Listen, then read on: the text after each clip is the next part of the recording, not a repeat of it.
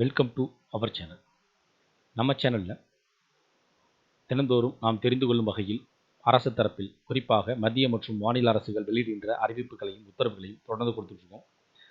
அதன் அடிப்படையில் இன்றைய தினம் வீட்டில் சிலிண்டர் உள்ளவர்களுக்கு 2026ஆம் ஆண்டு ஆகஸ்ட் மாதம் 16ஆம் தேதி வரை முக்கிய உத்தரவு பிறப்பிக்கப்பட்டுள்ளது. இந்த உத்தரவின் மூலமாக வீட்டு சிலிண்டர் பயன்படுத்தக்கூடியவர்கள், வீட்டில் சிலிண்டர் இணைப்பு உள்ளவர்கள், வீட்டு சிலிண்டர் மூலமாக மானியம் பெறக்கூடியவர்கள் அனைவரும் யாரெல்லாம் என்ன வகையான பணிகளை செய்து முடிக்க வேண்டும், அது சார்ந்த உத்தரவுகள் என்ன என்பதை பார்ப்போம். வீட்டில் சமையல் இணைப்பு உள்ள அனைவரும் தற்பொழுது சிலிண்டர் டெலிவரி பெறுவதில் விதிமுறைகள் நடைமுறையில் உள்ளது. அது மட்டுமல்லாமல் சிலிண்டர் மானியம் பெறக்கூடிய நபர்கள் அனைவருக்கும் தற்போது மத்திய அரசு ஒரு முக்கியமான உத்தரவை பிறப்பித்துள்ளது. இந்த உத்தரவின் அடிப்படையில் வீட்டில் சிலிண்டர் இணைப்பு மூலமாக மானியம் பெறக்கூடிய அனைவரும் கண்டிப்பாக சில பணிகளை செய்து முடிக்க வேண்டும் எனவும் அது பற்றிய உத்தரவுகளும் பிறப்பிக்கப்பட்டுள்ளதாகவும் அறிவிப்புகள் வெளியிடப்பட்டுள்ளது. தமிழகத்தில் எல்பிஜி சமையல் கேஸ் இணைப்பு வைத்துள்ள வாடிக்கையாளர்கள் தங்கள் இகேஒய்சி சரிபார்ப்பை வரும் ஆகஸ்ட் மாதம் 16ஆம் தேதிக்குள் கட்டாயம் முடிக்க வேண்டும் என்று மத்திய அரசு இறுதிக்கெடு விதித்துள்ளது. இந்த குறிப்பிட்ட காலக்கெடுவிற்குள் ஆதார் சார்ந்த உண்மைத்தன்மை சரிபார்ப்பை பூர்த்தி செய்யாத கஸ்டமர்களுக்கு தடையின்றி வழங்கப்பட்டு வரும் சமையல் எரிவாயு மானியத் தொகை உடனடியாக நிறுத்தப்பட வாய்ப்புள்ளதாகவும் எண்ணெய் நிறுவன அதிகாரப்பூர்வ வட்டாரங்கள் எச்சரித்துள்ளன. இந்தியன் ஆயில், பாரத் பெட்ரோலியம் மற்றும் ஹிந்துஸ்தான் பெட்ரோலியம் ஆகிய பொதுத்துறை எண்ணெய் நிறுவனங்கள் மூலமாக வீடுகளுக்கு 14.20 கிலோ எடை உள்ள சமையல் கேஸ் தொடர்ச்சியாக விநியோகிக்கப்பட்டு வருகின்றன. நாட்டில் ஒரே நபர் பெயரில் பல போலி இணைப்புகள் செயல்படுவதை தடுப்பதற்கும், இறந்து போன வாடிக்கையாளர்களின் பெயரில் தவறான சிலிண்டர் வாங்குவதை கட்டுப்படுத்துவதற்கும் மத்திய அரசு தீவிர நடவடிக்கை மேற்கொண்டு வருகிறது. இதன் மூலம் தகுதியான மற்றும் உண்மையான பயனாளர்களுக்கு மட்டுமே அரசு வழங்கும் டிபிடி எனப்படும் டைரக்ட் பெனிஃபிட் டிரான்ஸ்ஃபர், அதாவது நேரடி மானியம் முழுமையாக சென்றடைவது உறுதி செய்யப்படுகிறது. தமிழகம் முழுவதும் சுமார் 2.40 கோடி சமையல் கேஸ் சிலிண்டர் வாடிக்கையாளர்கள் பதிவு செய்யப்பட்டுள்ளனர்.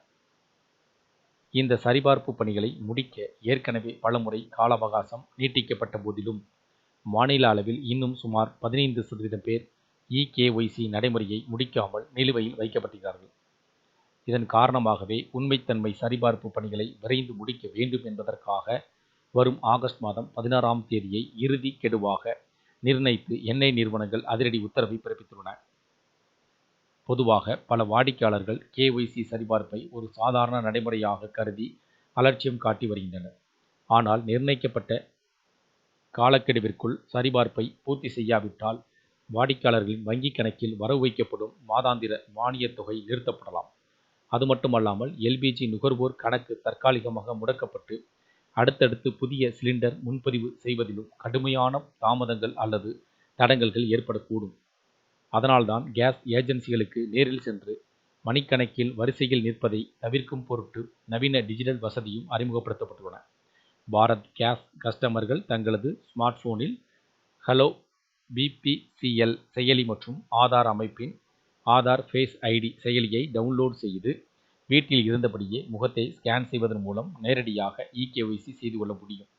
ஆன்லைன் வசதி இல்லாத பொதுமக்கள் தங்களது அருகில் உள்ள கேஸ் ஏஜென்சிகளுக்கு நேரடியாகவே சென்று அங்கிருக்கும் பயோமெட்ரிக் கருவி மூலமாக விரல் ரேகை அல்லது கண் கருவிழி பதிவு செய்து தங்களது இணைப்பை சரிபார்த்து கொள்ளலாம்.